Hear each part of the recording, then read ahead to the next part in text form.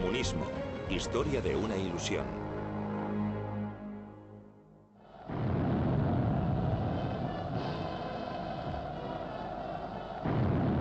El imperio de Stalin.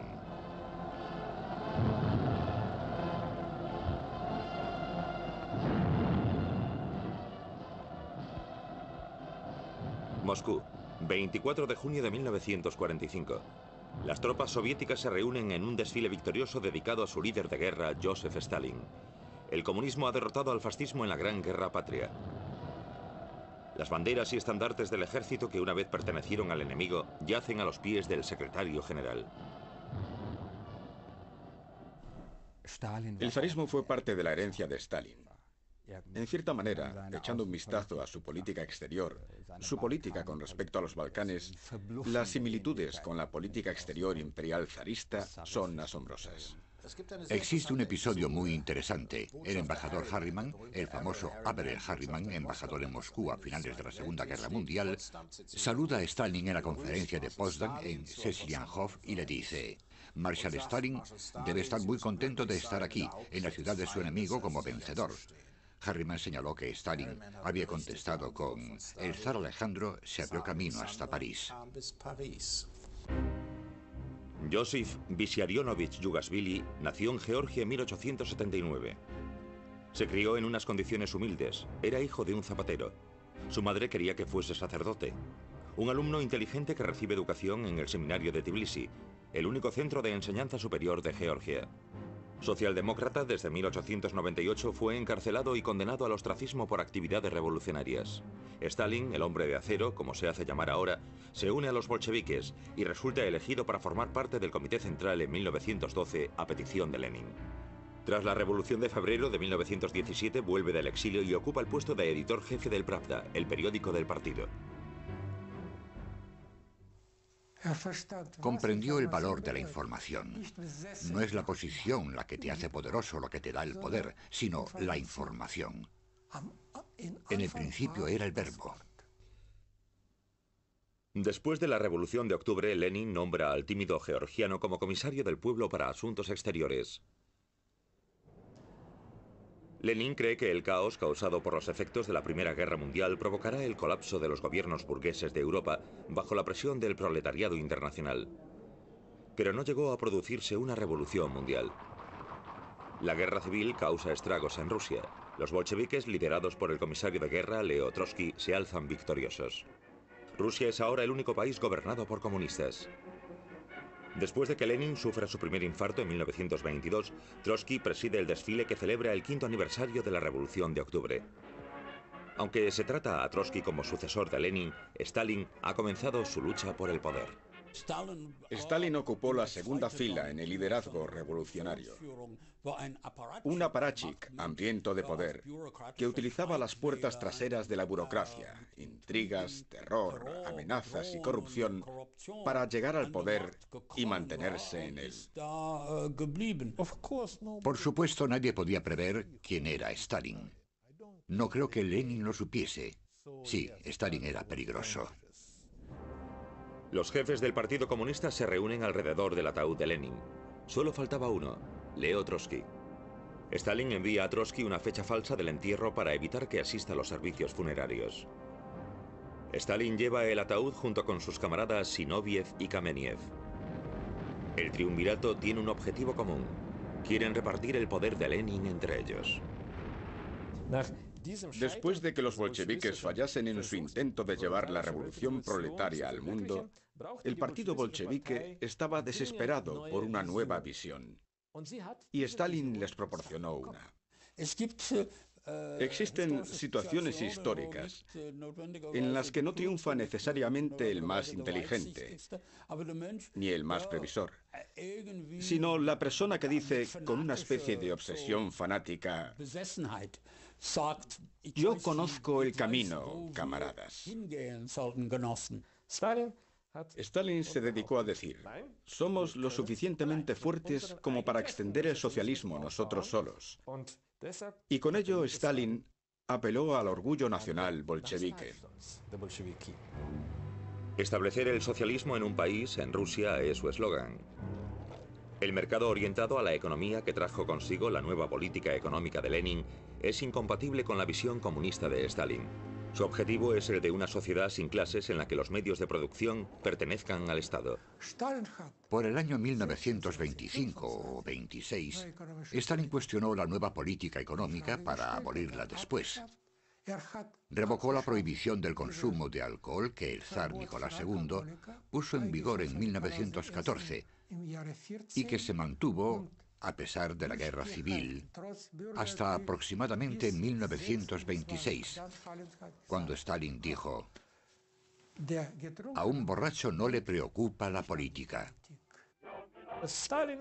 La capacidad teórica de Stalin era relativamente limitada, lo que ayuda a explicar por qué le desdeñaban cierto número de teóricos bolcheviques.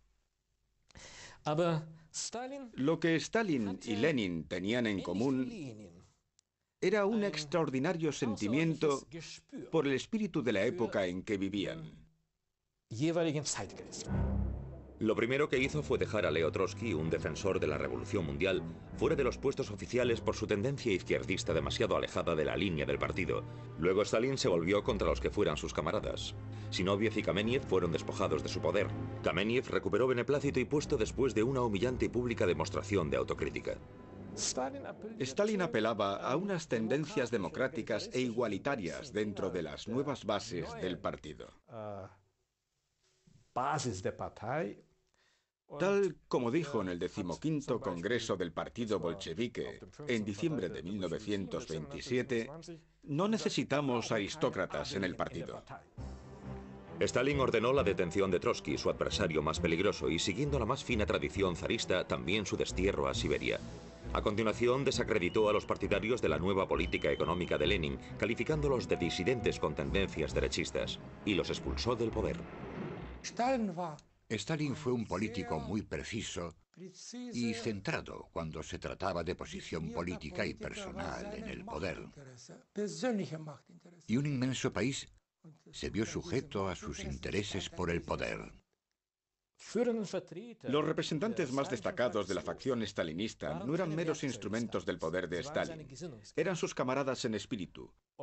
Y, gracias a su ayuda, él fue capaz de llevar a cabo esa revolución sin precedentes desde arriba.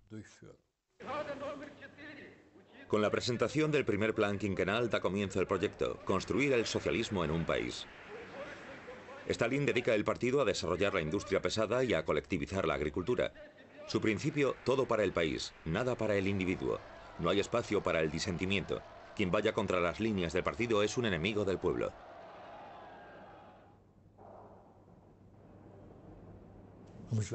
Imaginen, Stalin pronuncia un discurso. Luego divide el país en 3 grandes territorios. El primero queda totalmente colectivizado en la primavera de 1931. Los demás en la primavera de 1932. Y hubo unos pocos que quedaron atrás. Vamos a darles tiempo hasta 1933. Él era el único que determinaba con exactitud lo que tenían que hacer todos los agricultores y en qué momento. Sin lugar a dudas, esa colectivización fue absolutamente brutal. Acompañados por un esfuerzo de propaganda masiva, los agricultores se ven obligados a formar unas granjas de explotación colectiva dirigidas por el Estado, conocidas como kolkhos. La colectivización invierte la política de Lenin, que animaba a los agricultores a tomar posesión de las propiedades que estaban en manos de los grandes terratenientes con el lema «recuperar lo que fue robado». La manera de Lenin de conseguir que los agricultores volviesen al redil de la revolución. Y ahora Stalin les arrebata las tierras otra vez. Los agricultores prósperos, los denominados kulaks, son declarados enemigos del pueblo. Muchos de ellos son ejecutados, otros conducidos fuera del país o deportados. La colectivización degenera en una guerra de terror contra los campesinos que dura varios años y que lleva a la catástrofe. Solo en Ucrania, la despensa de la Unión Soviética, más de 4 millones de personas se mueren de hambre a comienzos de los años 30.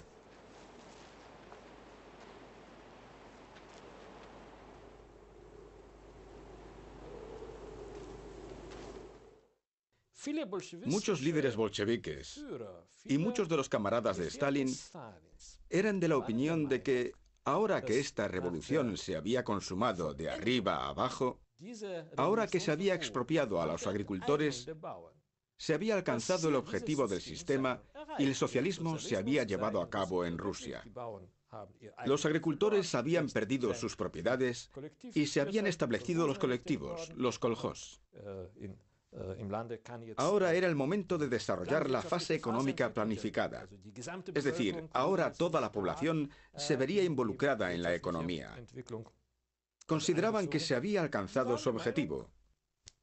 Por lo tanto, no fue casualidad que el primer congreso del partido, que tuvo lugar una vez efectuada la colectivización, el 17º Congreso celebrado en enero de 1934, se conociese como el Congreso del Partido de los Vencedores. En otras palabras, los que habían vencido sobre la comunidad agrícola de Rusia. El 17º Congreso del Partido en 1934 fue el Congreso de los Vencedores y los comunistas querían celebrar sus éxitos. Se había logrado la colectivización de la economía agrícola y la industrialización estaba haciendo progresos.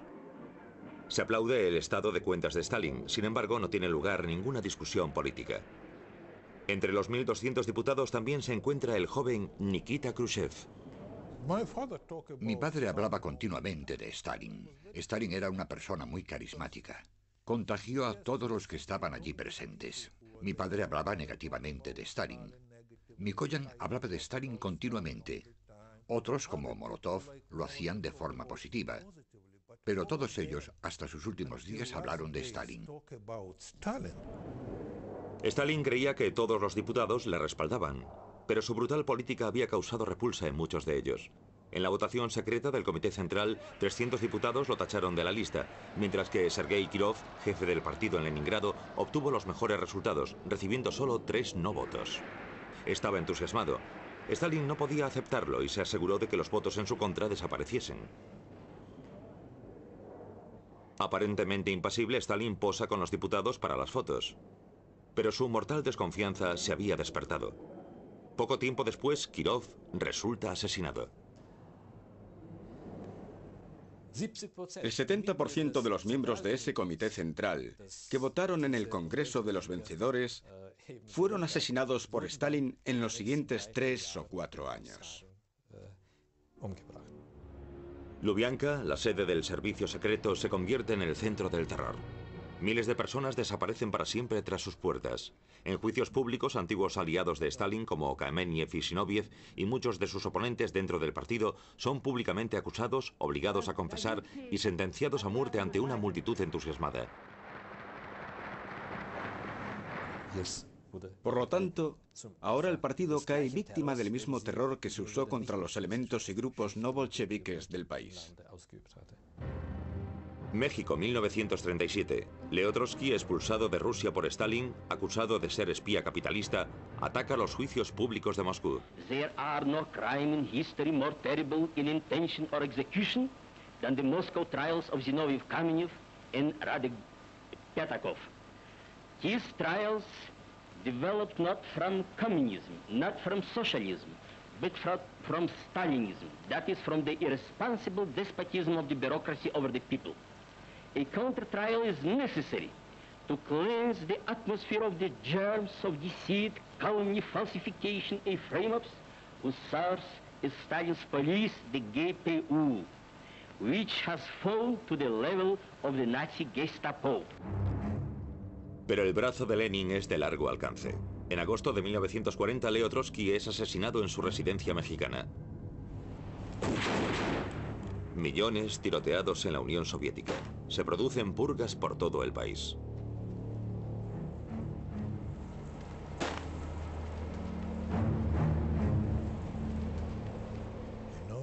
La respuesta a la pregunta de por qué mi padre sobrevivió a Stalin es como si vas a un sitio y te encuentras a una persona después de un terremoto y le preguntas, ¿cómo has sobrevivido al terremoto? Por casualidad, porque tuvo suerte, nada más. En 1937, ayudé a mi padre a limpiar su biblioteca, como se decía entonces. Mi padre y yo llevamos cestos llenos de libros de Trotsky, Zinoviev, Kameniev y otros que habían caído en desgracia. Y los quemamos en el horno del sótano. Y todos los días esperábamos que llegasen, se llevasen a mi padre y desapareciese. Una simple denuncia es suficiente para condenar a alguien.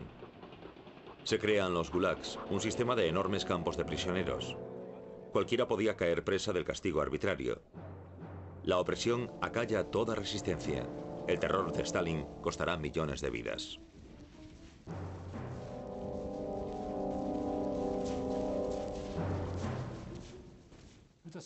Era realmente un imperio del mal en el que el individuo no era nada. No solamente los que se resistían al sistema y no estaban de acuerdo con algo, sino también los que eran totalmente devotos del sistema. Toda la guardia leninista fue destruida, todos sus miembros. La oposición interna en la Unión Soviética fue casi completamente erradicada en los años 30. Sus miembros físicamente destruidos, tiroteados in situ o asesinados en los gulags. En prisión tenía a mi lado a militares de alto rango, obreros del partido, secretarios locales y de distrito, personal de la NKVD. No había ningún grupo profesional que no acabase en ese lugar de construcción. Nadie prestaba atención a cuántas personas morían, a cómo estaban alimentadas o vestidas. A nadie le interesaba. Si alguien conseguía sobrevivir el mayor tiempo posible en esos lugares, a nadie le importaba. Fue una lucha política.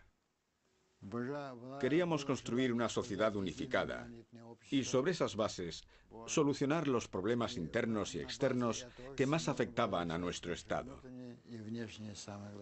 Pero luego surgió la pregunta: ¿cómo debíamos proceder?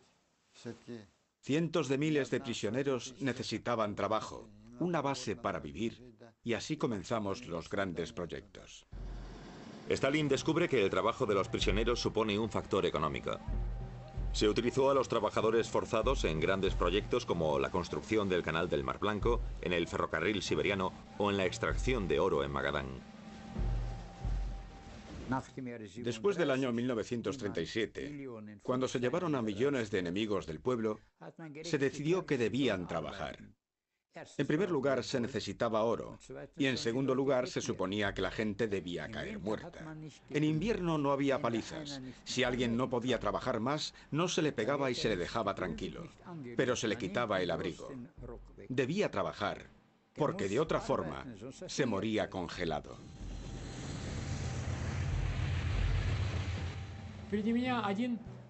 Alguien que caminaba delante tropezó. Yo no le conocía. Estábamos atravesando la tundra. Entonces se cayó fuera de la fila, hacia la izquierda, e inmediatamente surgió una ametralladora y le disparó en el suelo. Luego los perros le destrozaron. Fue terrible, pero estábamos acostumbrados. Yo nunca me rendí. Por ese motivo lo conseguí. A pesar del terror extendido, la reputación de Stalin permanece impoluta. Pero los prisioneros creyeron hasta el final que Stalin no tenía nada que ver con aquello, que le habían engañado, que no era más que propaganda imperialista con el claro propósito de engañar a Stalin y al gobierno.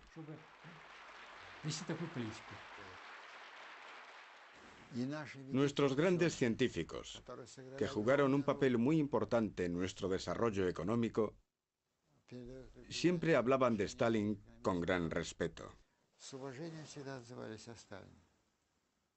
Y a pesar de que muchos de ellos habían sido arrestados en unas condiciones muy duras, seguían investigando. Comprendieron que Stalin hacía todo aquello para solucionar los problemas. Siempre hablaban muy bien de él. En primer lugar, existía la opinión de que no podía ser tan malo. Era una anomalía. En segundo lugar, quizás hubiese realmente criminales y espías trabajando. Y en tercer lugar, una vez liberado de todo eso, puede que las cosas fuesen mejor. En muchas partes de Europa no veían con horror los métodos de Stalin. Primero, porque no creían en la existencia de los gulags. Y segundo, porque ellos mismos vivían y luchaban bajo las condiciones de una guerra civil. Esta vez por una causa justa. Dentro de la tiranía rusa, todos los reformadores fueron tiranos. Si miramos a Iván el Terrible, Iván IV, él reformó Rusia, pero mató a la mitad de la población rusa. Si miramos más contemporáneamente a Pedro el Grande, él fue uno de los reformadores que abrió una ventana hacia Occidente, pero redujo en 1/3 la población rusa. Y sigue siendo un gran reformador. Por lo tanto, Stalin, con sus 60 o 50 millones de rusos que perecieron durante sus denominadas reformas, puede estar en esta línea. 1938. Los enemigos internos de Stalin han sido vencidos y las críticas públicas silenciadas.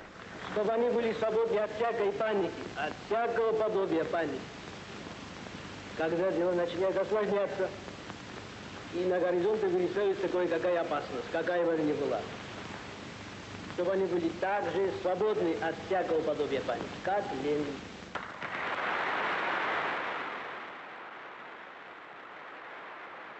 Con una severidad sin precedentes, Stalin ha impuesto un modelo de sociedad radical en la Unión Soviética. Stalin declara que se ha alcanzado el comunismo, el modelo supremo de sociedad. Pero su visión todavía iba más lejos, ya que de acuerdo con las enseñanzas marxistas sobre las formas de la conciencia, se dispone a crear el nuevo hombre socialista. Especialmente los jóvenes intelectuales se sienten fascinados por el radicalismo e incluso por cierta brutalidad. Y este lado radical y brutal del comunismo, que lo cambiaría todo de una vez por todas y encontraría la gran solución, resultaba fascinante, creo yo. Yo aún era muy joven, 18 años. Acababa de graduarme en el instituto con un año de antelación, ya que Adolf Hitler necesitaba soldados. Y luego casi me convierto en comunista. Tenía un amigo marino mayor que yo. Él había visto el mundo, era un adulto y yo todavía era un adolescente. Y bajo esa influencia y por oposición a los nazis, casi me convierto en comunista. No sabía lo que era el comunismo en realidad, pero me atraía mucho la idea de la igualdad absoluta. Pero no fue más que una fase. La idea de la igualdad absoluta era fascinante y Stalin la utilizó de manera inteligente. Los desfiles celebrando la imagen romántica de un pueblo feliz en el estado de los obreros y los campesinos. El nuevo hombre del socialismo debería ser desinteresado, trabajar hasta el agotamiento y comprometido con los ideales del comunismo.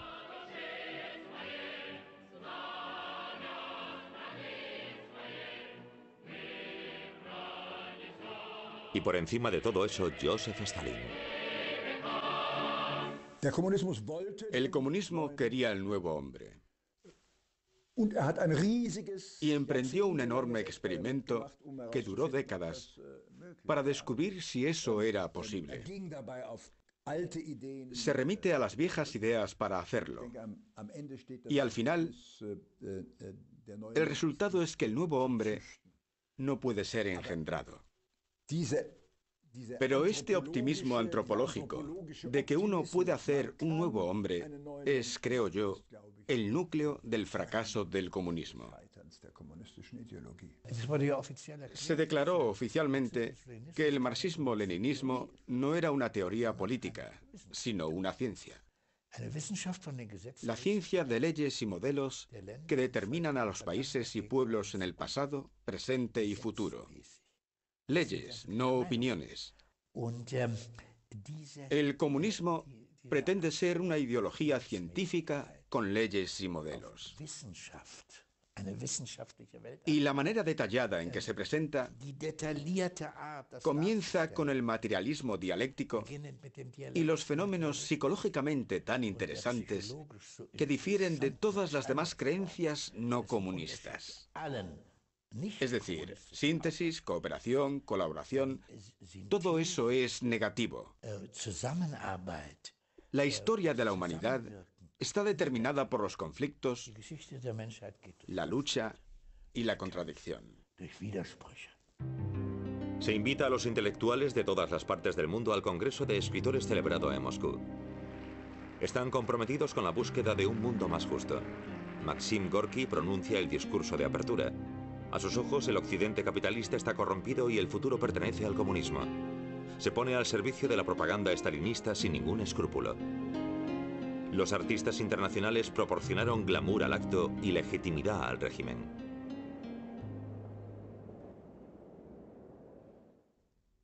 Por supuesto existía esa ilusión. No se podía estar tan mal en la patria de los trabajadores, porque quería y era capaz de ofrecer una alternativa a la degenerada y decadente sociedad occidental. Así que había una plétora de diversas esperanzas, ideas, observaciones, expectativas que llevaban a personas asombrosamente listas a... No, al revés.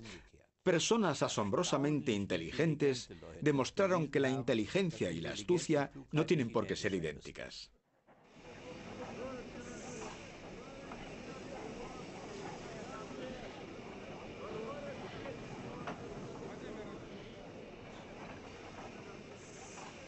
Los rusos eran buenos creando fachadas, fachadas maravillosas sin nada detrás. Y así recibieron a George Bernard Shaw, que a su regreso dijo: ¿hambre?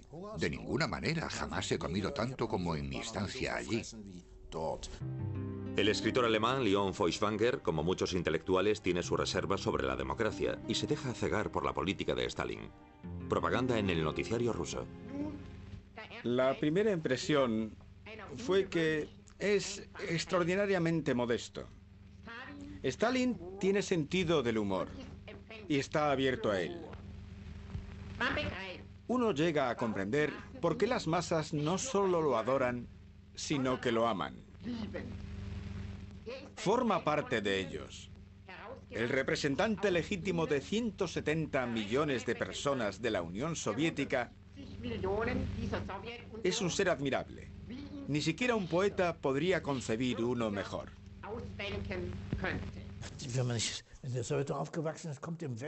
Si creces en la Unión Soviética y vienes a Occidente, todo el mundo comienza a hablar de estabilidad. ¿Estabilidad? Un nerviosismo extendido, crisis. Yo dije, ¿por qué estáis preocupados? Es normal. La crisis es normal. La estabilidad es la excepción, muy poco frecuente y muy insignificante. Se desarrolla una relación enteramente diferente entre los fenómenos históricos y contemporáneos y la creencia de que únicamente el marxismo-leninismo tiene esa nueva percepción. Y eso va más allá de la situación actual y juega un enorme papel, sobre todo para los escritores, poetas y los a menudo olvidados científicos naturalistas. Esos también comenzaron a hablar sobre el marxismo-leninismo científico. Iré un poco más atrás. Uno puede interpretar todo el siglo XX como la búsqueda de la respuesta a esta pregunta. ¿Qué viene después del cristianismo? ¿Dónde encontraremos nuestras utopías postcristianas? Y el comunismo era una imagen del paraíso en la tierra. Estados Unidos, 1929. El crack de la bolsa. La economía se derrumba. La falta masiva de empleo lleva a gran parte de la población a vivir bajo el umbral de la pobreza. Mucha gente puso sus esperanzas en los ideales del comunismo. La Gran Depresión del 30 al 33 supuso que muchos intelectuales tuviesen la impresión de que el capitalismo se estaba derrumbando y de que nunca se recuperaría. Pero en la Unión Soviética se estaba construyendo. La depresión hizo que fuese mucho más fácil sucumbir al mito soviético. La economía planificada de la Unión Soviética no se ve afectada por la crisis. El plan quinquenal de Stalin tiene éxito. Se forman asociaciones industriales importantes. Miles de ingenieros y trabajadores especializados de toda Europa y de Estados Unidos se presentan voluntarios para construir la Unión Soviética. No les asusta la dictadura comunista del proletariado.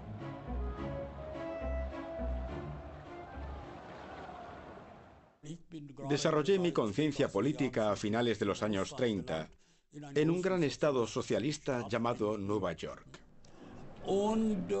Y se podría decir que algunos intelectuales sabían muy bien que Stalin era un tirano y que utilizaba el socialismo para justificar la increíble concentración de poder, el uso explotador que se hacía de él y la tiranía y los asesinatos en los gulags. Por otra parte, mucha gente lo admitía inconscientemente, pero decían, sí, pero Rusia, la Unión Soviética, es la única defensa contra el fascismo. Nos engañamos a nosotros mismos, pretendiendo que el denominado mundo occidental siempre ha sido dominante. Ocurre lo siguiente. En la primera mitad del siglo XX, la mayoría de los europeos creían en otros sistemas de valores, fuesen fascistas o comunistas. Solamente vamos a decir, un tercio creía en los valores de la democracia liberal. Por tanto, toda Europa perseguía otras utopías. En Alemania nos encontramos con la doctrina de Hitler sobre la superioridad de la raza aria. Después de hacerse con el poder, los nacionalsocialistas persiguen a todo aquel que piense o sea diferente, llegando al punto de la exterminación. Aparentemente, existía un único poder lo suficientemente fuerte para vencer al fascismo. Y ese era la Unión Soviética de Stalin. Tengo muchos recuerdos y uno recurrente. Sí, no me gusta lo que está sucediendo en la Unión Soviética, pero parece ser el único poder que nos puede salvar de la victoria nazi en Europa. España, 1936. Un gobierno izquierdista del Frente Popular ha ganado las elecciones. Estalla la guerra civil. Las fuerzas de la derecha salían con los fascistas del general Franco, respaldados por la Legión Cóndor alemana y las tropas italianas. El gobierno republicano solicita ayuda a Lenin. Este envía comisarios, pero no armas. Brigadas internacionales con voluntarios de todas partes del mundo luchan por la República.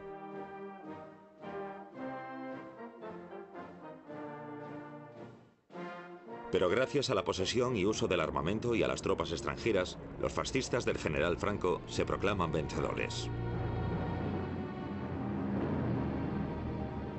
Los socialistas y las brigadas internacionales se ven obligados a huir.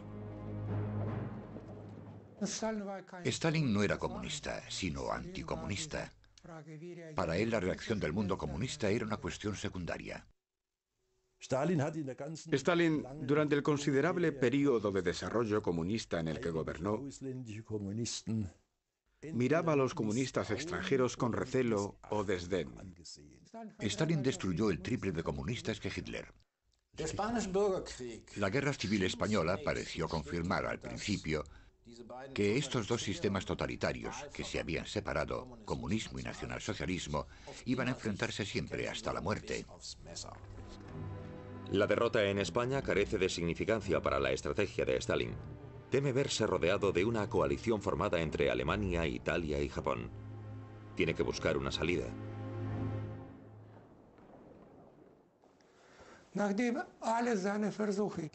Después de que todos los intentos por formar una alianza con los ingleses y los franceses contra la agresión nazi fracasaran,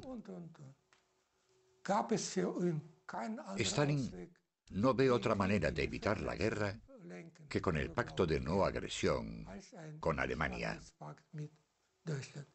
De acuerdo con todos los documentos nuevos que tenemos a nuestra disposición, esencialmente la intención de Stalin era, es imposible asegurarlo por completo, quedarse el mayor tiempo posible fuera de esa guerra mundial que él sabía que se vislumbraba y quizás sacar beneficio cuando se terminase.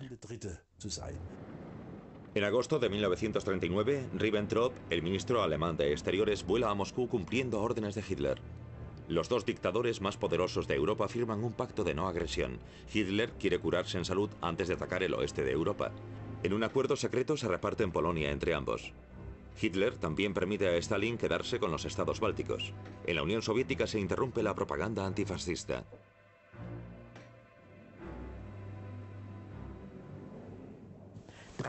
Durante 3 días y 3 noches, las bibliotecas estuvieron cerradas. Ibas allí, pero no te dejaban entrar en la sala de lectura. Secret, cerrada. En esos 3 días se retiraron todos los libros antifascistas de las bibliotecas soviéticas y se guardaron en almacenes secretos. Ya no te los podías llevar. El 1 de septiembre Alemania ataca Polonia. 17 días después, las tropas soviéticas entran también en Polonia y en los estados bálticos. El ejército alemán ocupa casi todo el oeste de Europa, pero en Moscú reina la paz. El plan de Stalin parece haber funcionado.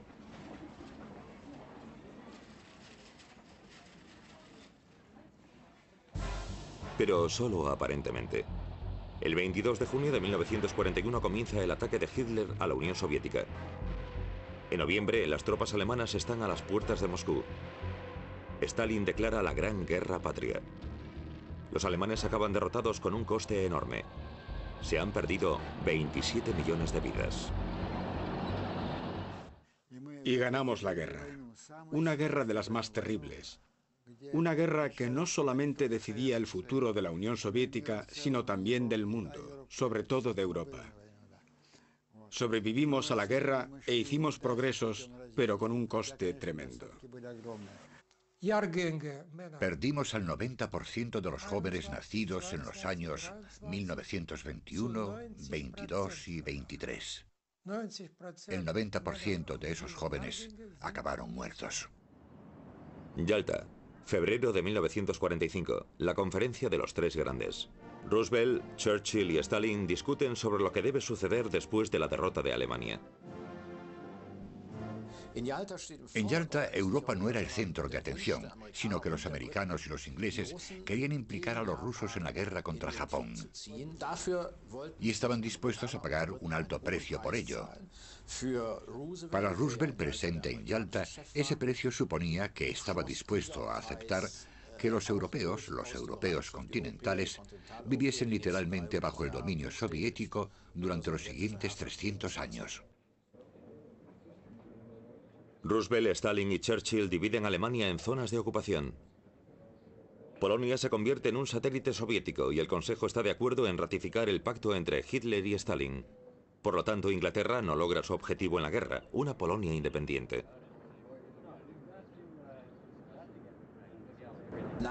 Después de Yalta se extendió un profundo pesimismo. Después de Yalta, Churchill sabía que se había perdido la guerra. Roosevelt le prometió a Stalin un préstamo de 4 a 5 mil millones de dólares al terminar la guerra, etcétera, etcétera. ¿Pero qué se consiguió? En marzo de 1945, en abril de 1945, ya estaba todo dispuesto. Churchill y su operación impensable. Una guerra contra la Unión Soviética inmediatamente después del fin de la Segunda Guerra Mundial. Muy pronto los aliados se convirtieron en enemigos acérrimos. Europa está dividida. From Stettin in the Baltic to Trieste in the Adriatic, an iron curtain has descended across the continent. El programa posterior a la guerra de Stalin no era construir estados socialistas en la Europa del Este, ni la sovietización de esos estados. Y por supuesto, ni mencionar el avance hacia la costa atlántica. Ni Stalin ni el Ejército Rojo tenían fuerza para poder avanzar, para realizar un avance significativo. Sobre todo porque no se recibían las provisiones americanas, vehículos, gasolina y todo lo que se necesitaba. Pero Stalin tenía la visión de que Rusia o la Unión Soviética era la única potencia del continente. Nuestra inteligencia recibió una información inicial de fuentes de confianza, según decían, sobre planes de una guerra nuclear contra la Unión Soviética en otoño de 1945. Al principio, los partidos democráticos estaban permitidos en los países ocupados por la Unión Soviética, tal como se acordó en el Tratado de Yalta. Stalin declaró que cada país podía elegir su propio camino hacia el socialismo. Había que dar una apariencia democrática cuando en realidad se tenía todo bien sujeto, la típica política de cuadros. Había cierto número de movimientos de la resistencia en Polonia, en Ucrania, todavía activos en la oscuridad durante muchos años. Tenían armas suficientes, pero en 1949 esos movimientos fueron eliminados. El líder del partido yugoslavo y héroe partisano, Josip Broz, conocido como Tito, elige su propio camino hacia el socialismo. El pueblo yugoslavo aplaude su ruptura con la Unión Soviética en 1948. La unidad del comunismo se ha roto. De ahora en adelante, Moscú ya no es el portavoz de todos los comunistas. China, 1949. Tras 3 años de guerra civil, Mao Zedong declara la República Popular.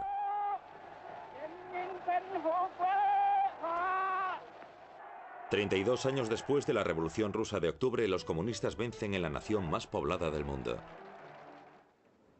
Mao Zedong, descendiente de una familia de campesinos y estudiante de magisterio, cofunda el Partido Comunista Chino en 1921. Cree que el proletariado rural constituye el núcleo de las masas revolucionarias. Siguiendo el ejemplo de Lenin, se gana a los campesinos expropiando a los grandes propietarios. En cuanto se hacen con el poder, los comunistas chinos comienzan a transformar la sociedad china.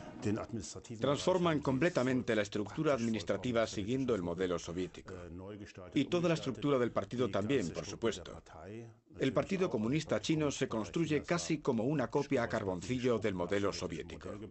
Mao tenía fuertes similitudes con Stalin, y él lo sabía. Mao viaja a Moscú por el 70º cumpleaños de Stalin. Aquí se reúnen los dos hombres más poderosos del bloque comunista. Sus súbditos forman casi la mitad de la población mundial. Dos dictadores que alimentan un culto a la personalidad y que persiguen sus objetivos utilizando la fuerza y el terror. Con Stalin existió la represión y se ejecutó a gente inocente. Pero al mismo tiempo nuestro país experimentó un increíble progreso. Se convirtió en una superpotencia, se industrializó con éxito la economía y se colectivizó la agricultura. Fue una revolución extraordinaria que ayudó a avanzar a nuestro país. Stalin no fue un líder efectivo, porque mediante sus purgas, sus ejecuciones, acabó con mucha de la población realmente productiva. Y eso fue contraproducente para el país. El estalinismo supuso una auténtica e implacable autodestrucción del talento. Y en su proceso casi se convierte en norma en el sistema soviético y por extensión en los sistemas que imitaban al sistema soviético para promover a unas personas que eran esencialmente inferiores, que no eran creativas, que eran serviles, que eran oportunistas y que, para decirlo de manera simple, eran bastante estúpidas. El 5 de marzo de 1953 muere Stalin. Cientos de miles de personas afligidas le presentan sus últimos respetos. Sucesores y rivales por su trono se reúnen alrededor de su ataúd. El que había sido durante mucho tiempo secretario personal de Stalin, Grigori Malenkov. El secretario del partido, Nikita Khrushchev. y el poderoso jefe del servicio secreto, Lavrenti Beria, quien 3 días después de la muerte de Stalin ordena la liberación de 1.200.000 prisioneros de los gulags. La lucha por el poder y sucesión de Stalin ha dado comienzo. Tras la muerte de Stalin, todo el mundo espera cambios. Berlín, junio de 1953. La situación financiera en la RDA es crítica. Existen rumores de que el secretario general del partido, Walter Ulbricht, va a ser sustituido. Hemos seguido el consejo que el camarada Stalin nos dio. Cuando Ulbricht endureció las normas laborales, los trabajadores de la construcción de la Stalinhalle en Berlín Este tomaron las calles. Las protestas extendidas por todo el país se convirtieron en una revuelta popular. Los manifestantes asaltaron las oficinas del partido para pedir elecciones libres. Ulbricht solicitó la ayuda del ejército soviético. Cada país tiene su propia mitología. La mitología alemana giraba en torno a esos acontecimientos que generaron una revolución. En realidad, según el punto de vista de mi padre, fue una huelga económica contra ciertas actuaciones equivocadas. Y segundo, según su opinión, era un problema de los alemanes. Los soviéticos situaron sus tanques en las calles y todo se tranquilizó. Los tanques soviéticos aplastaron la rebelión. En Moscú, los que rivalizan por el poder explotan el incidente con propósitos políticos. Culpan de la revuelta al servicio secreto dirigido por Beria. En diciembre de 1953, Beria es asesinado. En 1955, Malenkov se ve privado de su poder. 3 años después de la muerte de Stalin, Nikita Khrushchev ha logrado alcanzar una posición favorable. En el 20º Congreso del partido en 1956 asume otro riesgo considerable. En un discurso espectacular denuncia los crímenes de Stalin, algo equivalente a la blasfemia. Pero su riesgo vale la pena, consigue convencer a los diputados.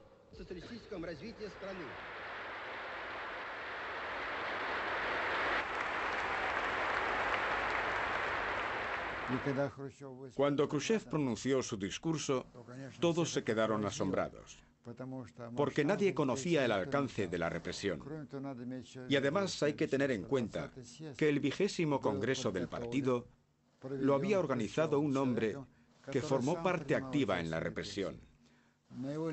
Era personalmente responsable de miles de víctimas. ¿Cómo se podía esperar objetividad de alguien así? Yo diría que en un 70% fue algo emocional, que le salió del alma y del corazón. Porque él creía que estaban construyendo la mejor sociedad del mundo. Con el comunismo, el pueblo viviría como en el paraíso. Los diputados cantan la Internacional. Han elegido a un nuevo líder que les conducirá a un mundo nuevo y mejor.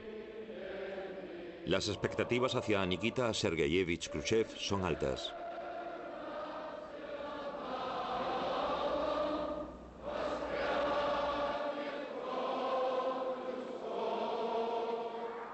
Aunque el discurso de Khrushchev no se publica, su mensaje se extiende rápidamente por el mundo. Los partidos comunistas de los estados satélites siguen el ejemplo de Moscú y practican la autocrítica pública. En Polonia, la multitud toma las calles en una demostración de democracia. Fuerzan la readmisión de Gomulka, el jefe del partido, que había sido arrestado bajo el mandato de Stalin. El viaje de Khrushchev a Polonia no puede evitarlo. Consiguió que Gomulka hiciese una declaración. No nos apartaremos del bloque soviético. Nos interesa la presencia del ejército soviético en nuestro territorio. Khrushchev le dijo, trato hecho, y se hicieron amigos. Los húngaros demuestran su solidaridad con Polonia. Ellos piden también libertad y democracia.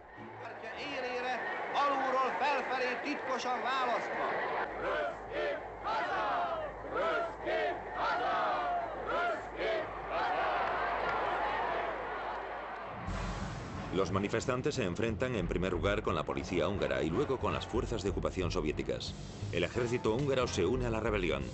Durante unos días los tanques soviéticos despejan Budapest.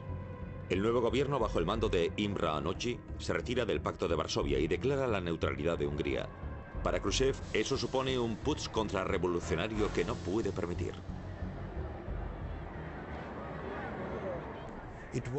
Eran combatientes libres, gente normal que luchaba por su libertad, por supuesto, pero detrás de ellos estaban las poderosas fuerzas antisoviéticas.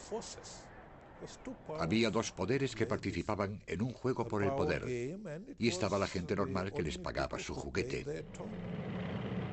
Gracias a la fuerza superior de los tanques soviéticos, Khrushchev aplasta la rebelión. Llevados por la desesperación, los húngaros recurren a las Naciones Unidas pidiendo ayuda. Pero no se produce nada más allá de la aprobación de algunas resoluciones. Khrushchev ha reafirmado su poder.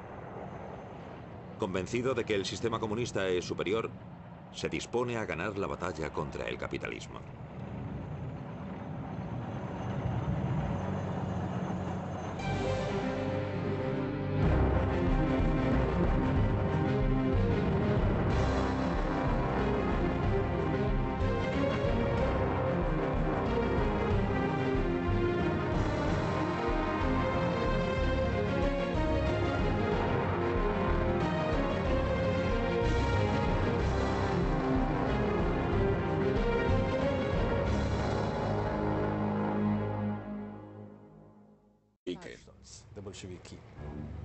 Establecer el socialismo en un país, en Rusia, es su eslogan.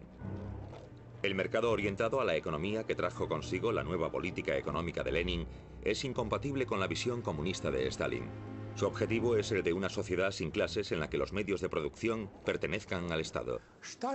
Por el año 1925 o 26, Stalin cuestionó la nueva política económica para abolirla después.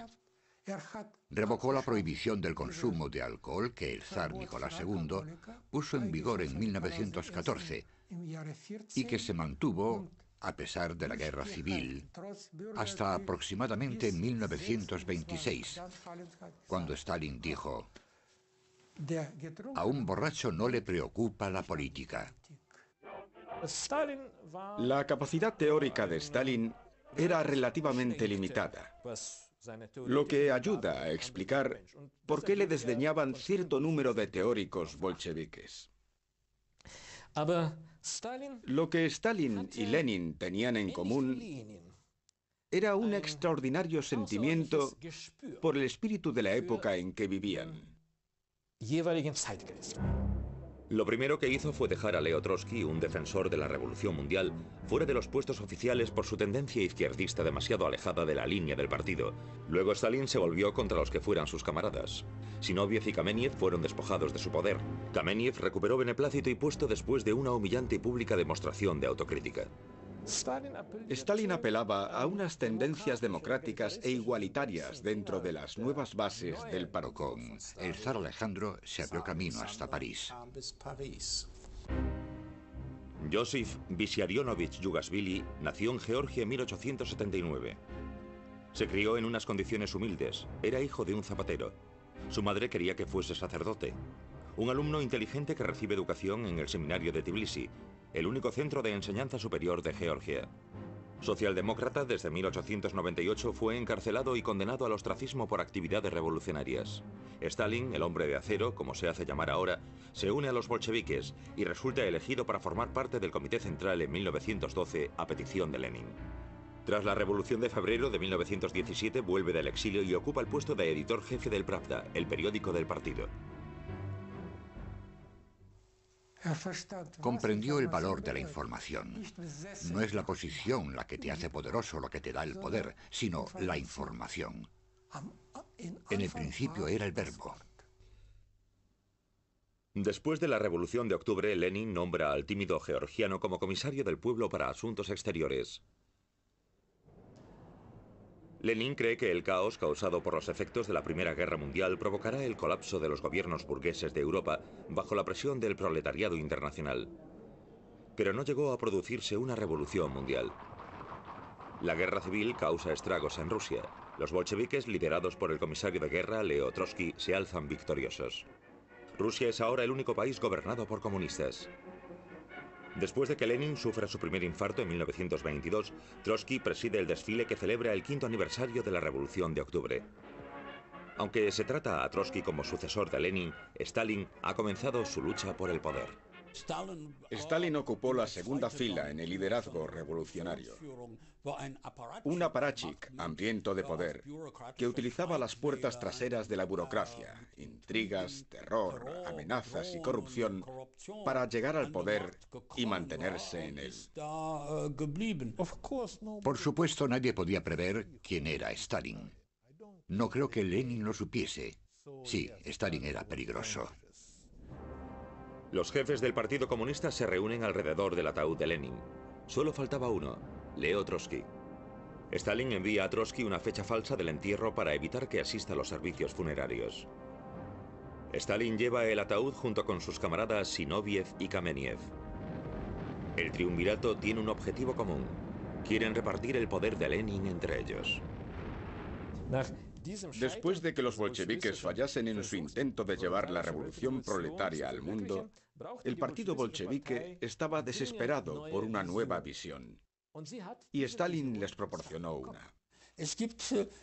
Existen situaciones históricas en las que no triunfa necesariamente el más inteligente, ni el más previsor, sino la persona que dice con una especie de obsesión fanática: yo conozco el camino, camaradas. Stalin se dedicó a decir: somos lo suficientemente fuertes como para extender el socialismo nosotros solos. Y con ello Stalin apeló al orgullo nacional bolchevique.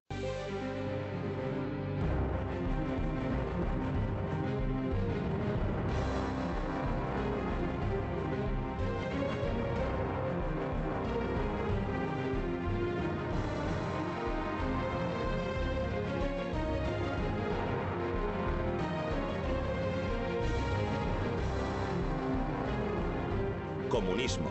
Historia de una ilusión.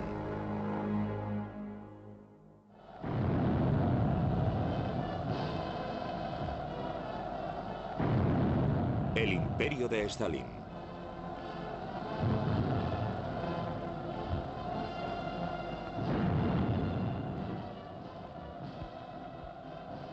Moscú, 24 de junio de 1945.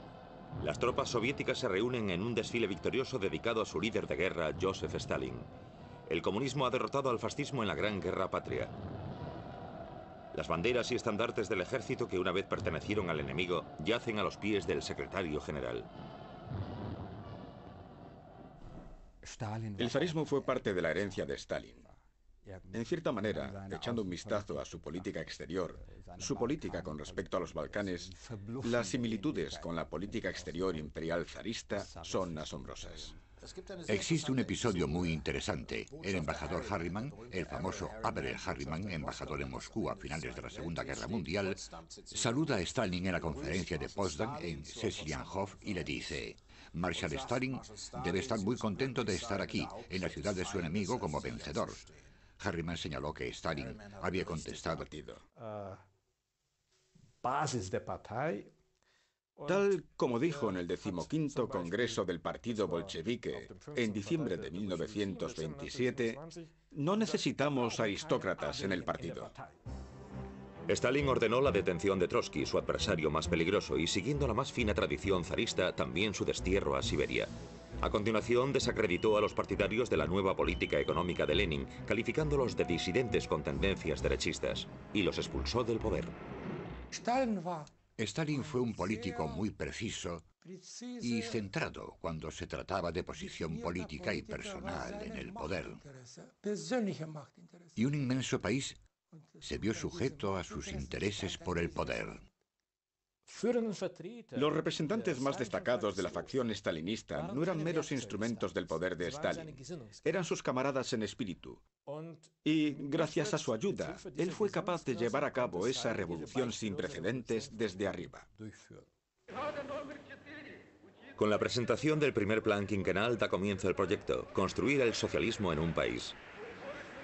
Stalin dedica el partido a desarrollar la industria pesada y a colectivizar la agricultura. Su principio: todo para el país, nada para el individuo. No hay espacio para el disentimiento. Quien vaya contra las líneas del partido es un enemigo del pueblo.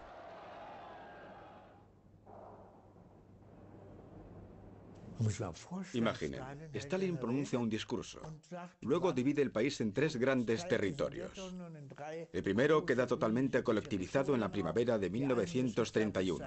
Los demás en la primavera de 1932.